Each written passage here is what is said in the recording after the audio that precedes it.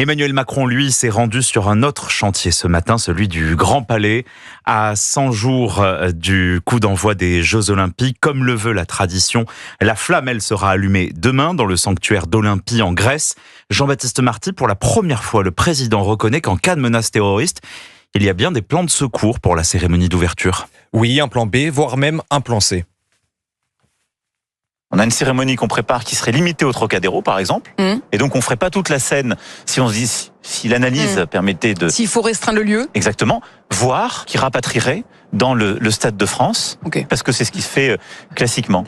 Emmanuel Macron reconnaît donc la résurgence de la menace illustrée par le passage du plan Vigipirate en urgence attentat depuis le 24 mars dernier à la suite de l'attentat de Moscou. Une menace également renforcée après l'attaque de drones de l'Iran sur Israël samedi soir. Mais malgré cela, le chef de l'État ne veut pas tomber dans la psychose. Vous savez, c'est très important. Notre pays, malheureusement, depuis tant d'années, est frappé par le terrorisme. Et ce que veulent avant tout les terroristes, c'est nous empêcher de rêver. Et leur plus grande victoire, c'est ça.